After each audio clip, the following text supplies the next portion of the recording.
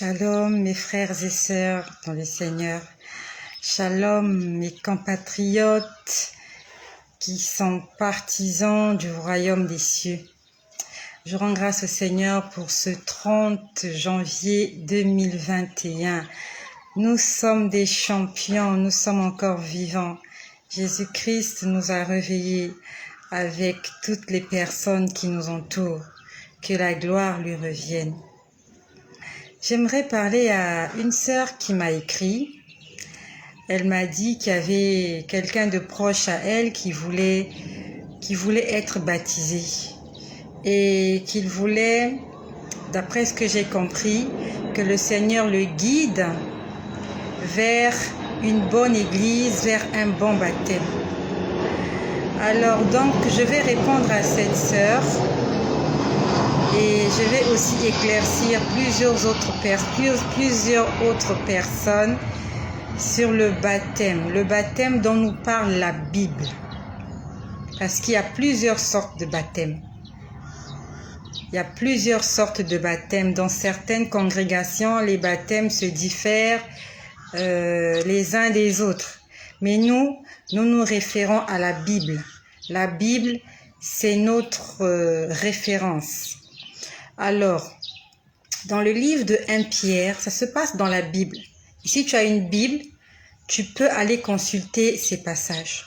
Dans le livre de 1 Pierre au chapitre 3, au verset 21, il est écrit « Le baptême est l'engagement d'une bonne conscience envers Dieu. » Le baptême, c'est l'engagement. Ça veut dire que la personne, avant d'aller se baptiser, prend d'abord l'engagement, doit s'engager. Il prend la décision. S'engager, c'est prendre une décision personnelle avec son cœur. Et là, on parle du baptême. Donc, c'est l'engagement d'une bonne conscience. On parle d'une conscience. Non seulement d'une conscience, mais d'une bonne conscience. La conscience est bonne et la personne prend l'engagement de servir Dieu. Quand on parle de conscience, ça veut dire qu'on parle d'une personne sensée. On parle d'une personne qui peut prendre des décisions. On parle d'une personne qui peut faire des choix. Aujourd'hui, il y a plusieurs parents qui font baptiser leurs enfants, indépendamment de la volonté des enfants. Il y a beaucoup d'enfants qui n'ont jamais décidé de suivre Dieu. Il y a beaucoup d'enfants qui n'ont jamais décidé de s'engager au service. Mais ce sont les parents qui se sont prononcés. La Bible dit que chacun de nous rendra compte pour lui-même. Les parents ne rendront pas compte pour les enfants. Les enfants ne rendront pas compte pour les parents. Chacun de nous rendra compte à Dieu pour lui-même. Tu t'es engagé à la place de quelqu'un d'autre, tu n'as rien fait. La personne devait elle-même prendre cette décision. L'engagement d'une bonne conscience. Un bébé n'a pas de bonne conscience. Un bébé ne peut pas prendre des décisions. Un bébé ne peut pas s'engager à quoi que ce soit parce qu'il est sous la responsabilité de ses parents. Lorsqu'on lit l'histoire de Jésus, on commence à parler vraiment de Jésus à l'âge de 12 ans. On dit qu'ils étaient allés à Jérusalem et il est resté dans le temple, il discutait avec les prêtres. Il avait 12 ans.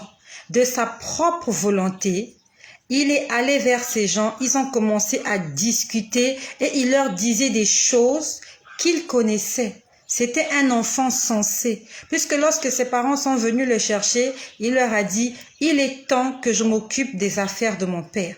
Il y a un temps où la personne est censée s'occuper de certaines choses. Jusqu'à un certain âge, les enfants se font porter les couches par les parents. Mais à un âge, il dit non aux couches. Il dit, je vais apprendre à me réveiller la nuit et ne plus porter les couches. Il y a un âge où les enfants disent qu'il est temps que je quitte le domicile parental et que je puisse chercher une maison à moi-même. Il y a un temps pour toute chose. Et ce n'est pas aux parents de pousser les enfants ou de prendre des responsabilités dans ce sens pour les enfants, surtout dans le plan spirituel, dans le plan religieux. Il s'agit du salut. Et le salut vient du cœur. L'engagement vient du cœur. C'est comme aller se marier. C'est un engagement personnel. Tu dois aller devant l'officier d'état civil avec ton cœur. Et c'est avec ton cœur, tu dois te présenter aussi devant le Seigneur. L'engagement d'une bonne conscience envers Dieu, c'est le baptême. Le fait d'entrer dans les eaux des baptêmes, c'est comme si tu te mariais avec Dieu. De la même façon que tu te présentes devant l'officier d'état civil, tu déclares oui, je prends pour mariage telle ou telle personne. C'est un engagement, c'est un pacte, c'est une alliance que tu fais avec la personne. C'est de la même façon que lorsque on entre dans les eaux de baptême, on accepte, on prend l'engagement de marcher avec Dieu, de suivre Dieu. Et ce ne sont pas les parents qui doivent prendre la décision pour les enfants, ni vice-versa. Mais chacun de nous, à un moment donné, doit prendre cet engagement. Et dans le livre de Matthieu, au chapitre 3, verset 16, on nous parle du baptême de Jésus. Ça se trouve dans la Bible. La Bible, c'est notre référence. Ne nous laissons pas borner par les hommes. Ne nous laissons pas emporter par des doctrines qui ne sont pas conformes à la parole de Dieu. Tout est écrit dans la Bible. Lorsqu'on te dit quelque chose, tu dois aller te référer à la Bible. Qu'est-ce que la Bible dit? Parce que c'est la Bible qui va nous juger. La Bible, c'est la parole de Dieu. Dans le livre de Matthieu, au chapitre 3, au verset 16, on parle du baptême de Jésus par Jean-Baptiste. Jésus s'approche de Jean-Baptiste afin que Jean-Baptiste puisse le baptiser. Il est écrit, dès que Jésus sortit de l'eau, voici les cieux s'ouvrirent. Lorsque Jésus sortait de l'eau, ça veut dire que Jésus était dans l'eau. Le baptême se fait dans l'eau. Tu dois être nettoyé. Tu dois être purifié. Tout ton corps doit entrer dans l'eau. Je n'ai jamais vu quelqu'un qui est sale et qui va seulement laver les pieds. Je n'ai jamais vu quelqu'un qui est sale, qui est souillé, qui a plongé dans la boue, qui va seulement laver sa tête. J'ai jamais vu quelqu'un qui se sent mal et qui va seulement laver ses mains. Tu dois laver tout ton corps. C'est de la même façon lorsque tu t'engages à suivre le Seigneur. Tu passes par la repentance, tu entres dans les eaux de baptême, c'est tout ton corps qui doit être plongé dans l'eau. Ce n'est pas moi qui l'ai dit. C'est le baptême de Jean-Baptiste qui nous l'a appris. Et si tu n'as pas été baptisé dans l'eau, tu n'es pas entré dans l'eau, alors ton baptême était de moitié. Si on a juste lavé tes mains, je suis désolée de t'apprendre que tout ton corps n'a pas été purifié. Il n'y a que tes mains qui ont été lavées. Ta tête est encore sale. Tes pieds sont encore sales. Ton dos est encore sale. Tu dois refaire ton baptême. Parce que ton baptême n'est pas conforme à la parole de Dieu. Ton baptême n'est pas conforme à la Bible. Et si ton baptême n'est pas conforme à la Bible, alors il est conforme à autre chose. Et nous savons que la Bible, c'est la parole de Dieu. Et si tu n'es pas sous la parole de Dieu, alors tu es sous la parole de l'ennemi. Je ne suis pas venu condamner. Je ne suis pas venu juger. Je suis venu dire ce qui est écrit dans la Bible. Ne dis pas que tu ne savais pas. Tout est écrit dans la Bible. Même si les hommes t'ont trompé, tu peux te rattraper. Tout est écrit dans la Bible. Le problème, c'est que les gens ne lisent pas la Bible. Les gens préfèrent écouter les messages qu'on leur apporte et ils ne vont même pas vérifier. Jésus a été baptisé dans l'eau. Va le lire dans le livre de Matthieu au chapitre 3. On parle du baptême de Jésus. Ça s'est passé dans le Jourdain, en Israël. Le Jourdain est un fleuve. Le Jourdain est un fleuve. Jésus est allé vers Jean-Baptiste. Jean-Baptiste l'a trempé dans l'eau. Et quand il est sorti de l'eau, le ciel s'est ouvert. Et une voix s'est entendre disant, « Celui-ci est mon fils bien-aimé, en qui j'ai mis tout mon amour. » C'est le baptême que tu dois faire. C'est par ce baptême-là que Dieu va agréer que tu es réellement son enfant, que tu marches sur ses voies. Mais avant d'entrer dans les eaux de baptême, tu dois passer par la repentance. Jean-Baptiste, avant de baptiser, il prêchait d'abord la repentance. Il demandait aux gens de se repentir. Se repentir, c'est le fait de regretter ses fautes. Se repentir, c'est le fait de regretter ses péchés, de reconnaître qu'on a péché. Et en fait, tu reconnais que tu as mal fait. Se repentir, c'est l'acte qui vient après avoir senti la douleur d'avoir blessé le cœur de Dieu. Se repentir, c'est ce regret profond. C'est ce regret profond de nos péchés face au Seigneur. Lorsqu'on se met devant le Seigneur, tu regrettes, tu as une douleur intérieure, tu as mal, tu as mal au cœur pour le fait d'avoir blessé le cœur de Dieu. Tu es coupable, tu te sens coupable.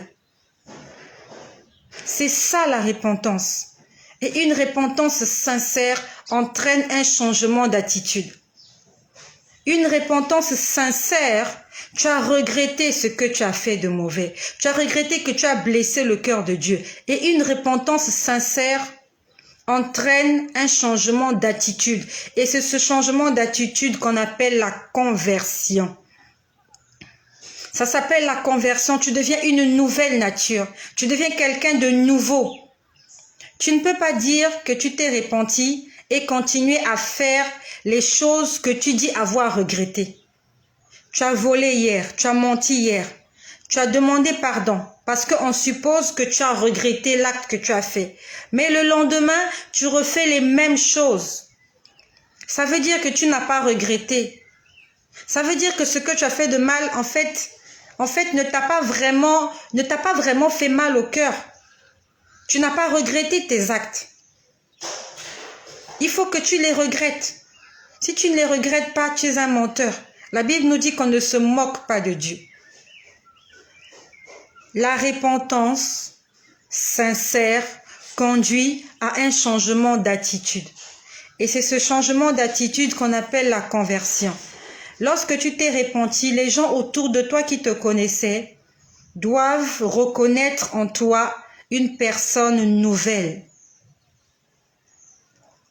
Toujours dans Matthieu chapitre 3 au verset 7, Jean-Baptiste, on dit que Jean-Baptiste a vu venir vers lui les pharisiens et les sadducéens.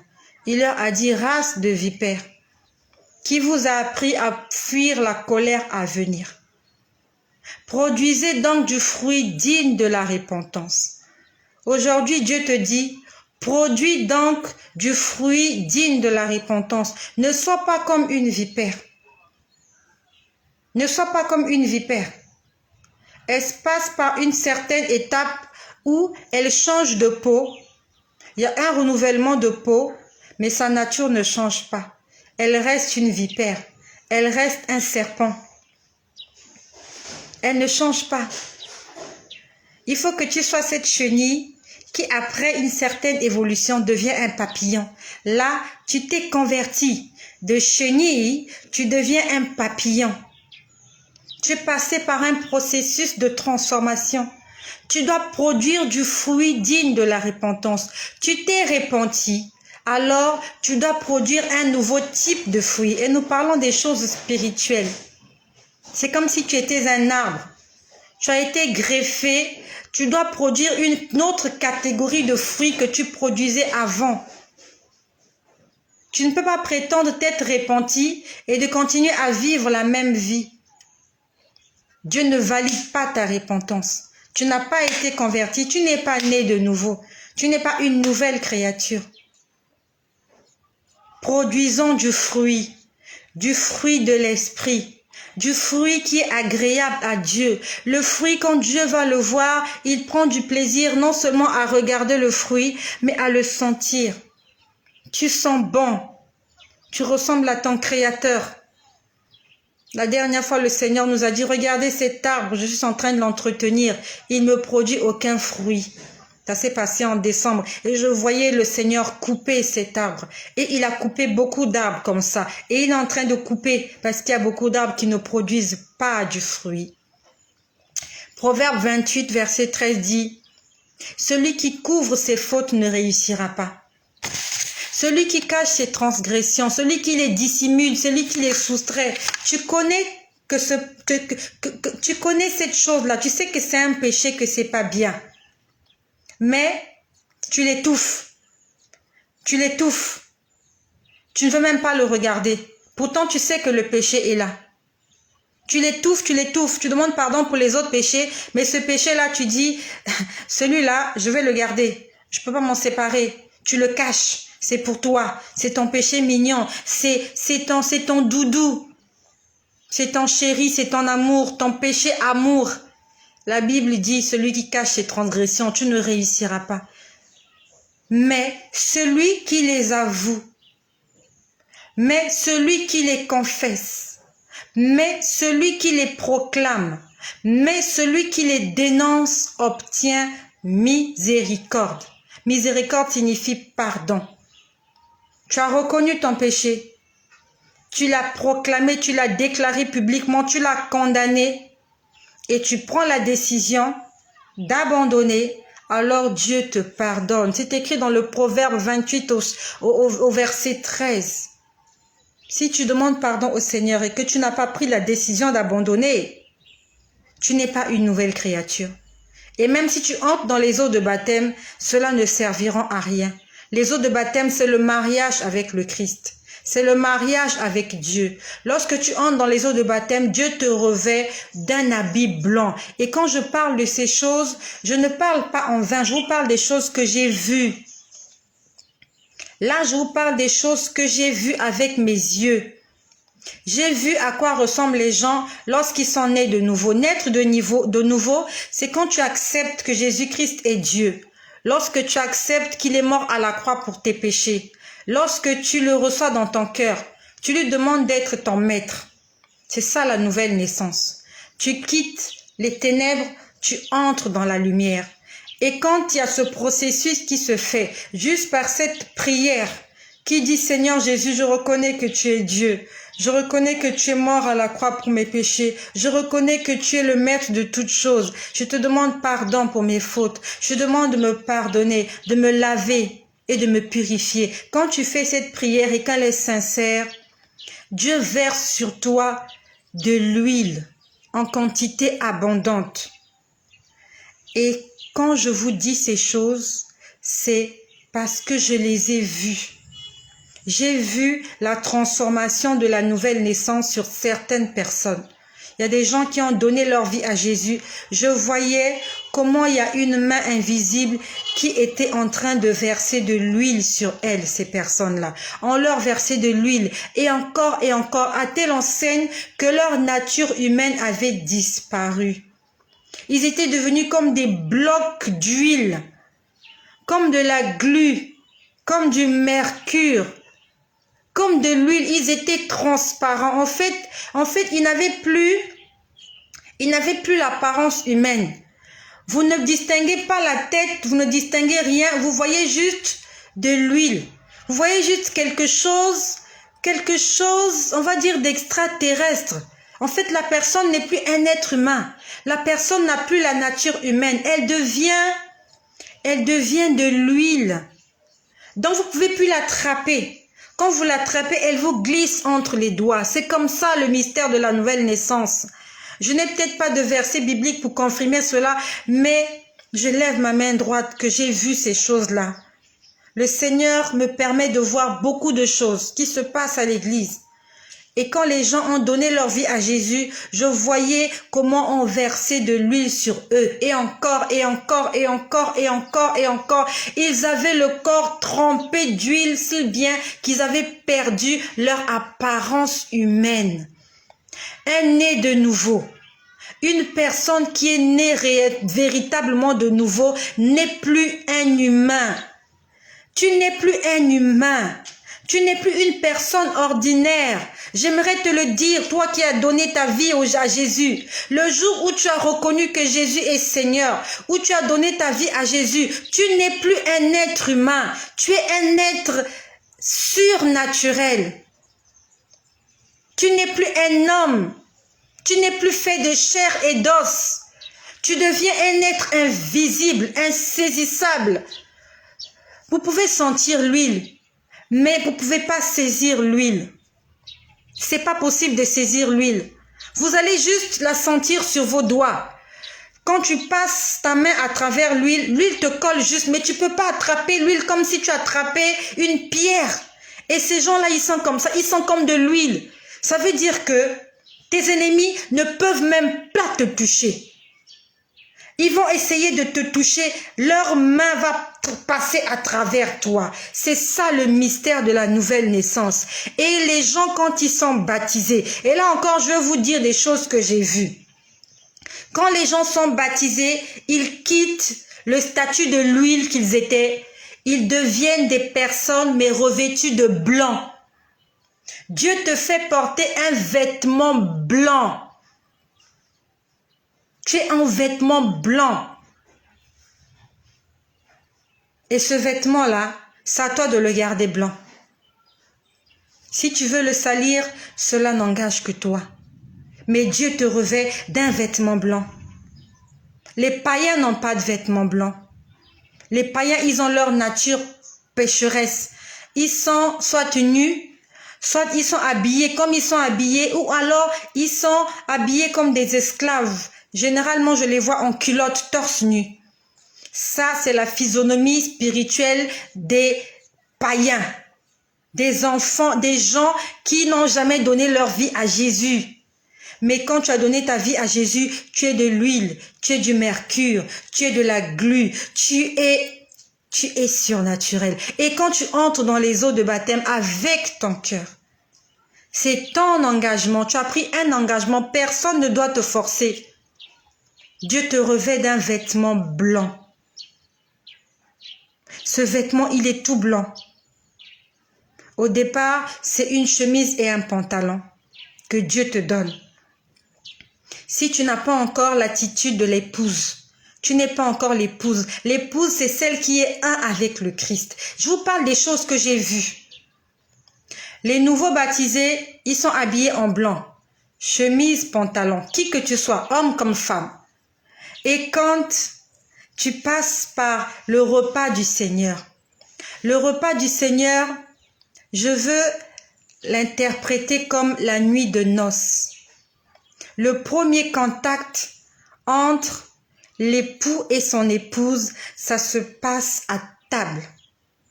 Le repas du Seigneur qu'on appelle la Sainte Seine.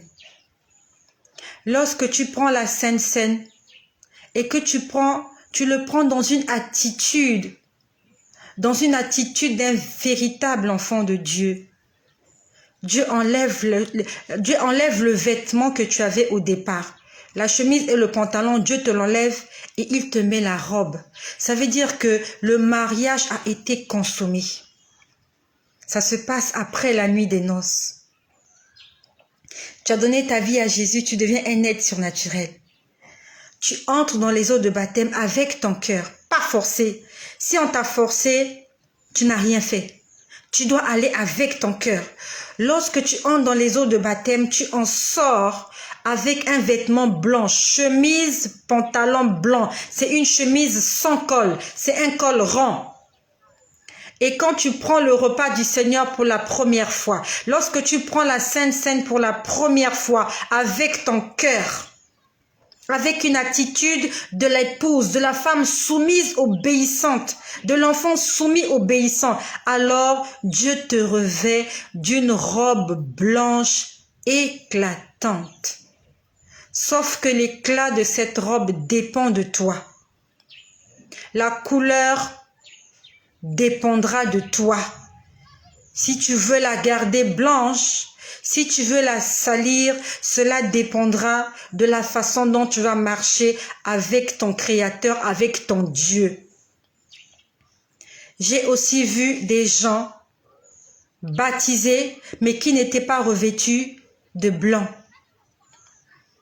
Ils n'étaient pas revêtus de blanc. C'est pour ça que toi qui m'écoutes, ne force pas les gens à aller se baptiser. Parle-leur du baptême, ne les force pas. La personne doit aller avec son cœur. Parle-lui juste, dis-lui, mon ami, il faut que tu te baptises. Ma soeur, il faut que tu te baptises. Voilà ce que le Seigneur a dit. Mais la décision doit venir de toi. Le jour où tu auras décidé, le jour où tu auras choisi, tu entreras dans les eaux de baptême. Tu ne forces pas. Tu ne dis pas, ma soeur, tu dois. Non. Tu lui dis, il faut. Pas tu dois. Tu dois, c'est comme si tu l'as poussé à le faire. Ça doit venir de son cœur. La Bible nous dit, Dieu regarde au cœur. Dieu ne regarde pas l'apparence. Tu peux aller entrer dans les eaux de baptême juste pour tromper les hommes. Mais tu ne peux pas tromper Dieu. Dieu regarde ton cœur. Est-ce que ça vient de ton cœur? Est-ce que c'est une décision personnelle? Parce que j'ai vu à l'église des gens qu'on avait présentés. Ils s'étaient baptisés le samedi. On les a présentés à l'église le dimanche. Il y avait certains qui n'étaient pas revêtus de blanc. C'est comme s'ils n'avaient rien fait. C'est comme s'ils n'avaient même jamais donné leur vie à Jésus. Ils n'avaient rien fait. Tout doit venir avec ton cœur. Dieu doit lire que tu l'aimes, que tu te décides à le suivre, à le servir, à lui obéir. Ça se passe avec ton cœur. Tu peux tromper les hommes, mais tu ne te tromperas pas toi-même. Tu peux tromper les pasteurs, tu peux tromper tes parents. Tu ne peux pas tromper Dieu. Tu ne peux pas tromper le diable. Parce que le diable, il voit que ta nature n'a pas changé. Il se dit, oh mon enfant, mais c'est un menteur cet enfant. Il est menteur comme moi. La Bible nous dit que le diable, c'est le père du mensonge. Tu as menti les gens que tu es baptisé. Tu as menti aux gens que tu t'es confessé. Mais quand Dieu te voit, ta nature n'a pas changé. Quand le diable te voit, ta nature n'a pas changé. Et si Jésus revient avec ta nouvelle naissance, avec ton faux baptême, tu vas rester. Tu vas rester, mon ami. Donc, ma sœur, toi qui m'as écrit, transmets ce message à ce frère qui veut se faire baptiser. Ça doit venir de son cœur. Il faut que ça vienne de là à l'intérieur. On passe d'abord par la repentance. Puis après, on prend la décision d'entrer dans les eaux de baptême. On entre dans les eaux. On ne flore pas l'eau. On ne se mouille pas, on plonge dans l'eau. Et on en sort comme une personne revêtue du Saint-Esprit. Et le jour où on consomme la Sainte Seine, le repas du Seigneur pour la première fois, c'est l'intimité de l'époux avec l'épouse. Vous devenez un. Et il valide que celui-là, que celle-là, c'est mon épouse. C'est l'épouse que je viendrai chercher. C'est ça le mystère de la nouvelle naissance. C'est ça le mystère du baptême. C'est ça le mystère de la Sainte Seine. Et si toi qui m'écoutes, tu n'as jamais été baptisé dans l'eau, ton baptême est faux. Il faut que tu entres dans les eaux de baptême et que tu ailles avec ton cœur en passant d'abord par la repentance. Tu confesses tes péchés, pas chez un homme, mais tu confesses ton péché à Dieu devant des témoins. Tu cites les péchés que tu as dit, tu les regrettes profondément et tu prends la décision de les abandonner. Après, tu entres dans les eaux de baptême. Si tu as été baptisé quand tu étais bébé, je suis désolée de te dire qu'il faut que tu refasses cet acte. Parce que ce n'était pas l'engagement d'une bonne conscience envers Dieu, comme il est écrit dans le livre de 1 Pierre au chapitre 3 au verset 21. Ça doit être un engagement d'une bonne conscience. Tu dois avoir la conscience.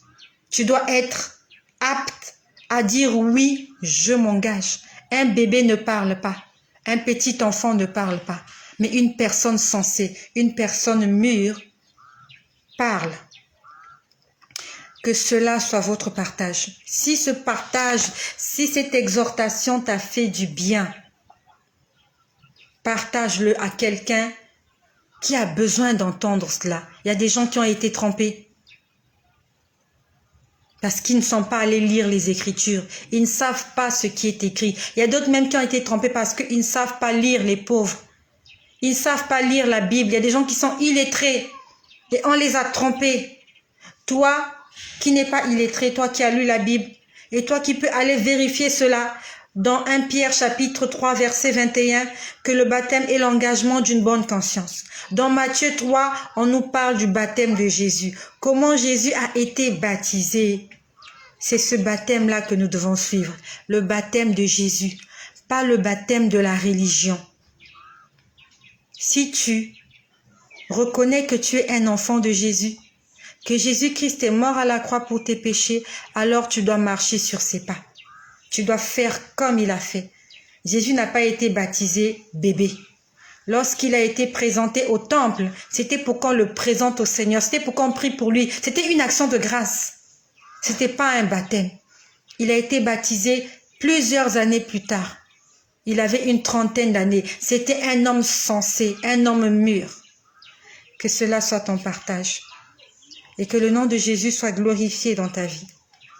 Que l'œuvre qu'il a commencée, qu'il continue et qu'il achève au nom puissant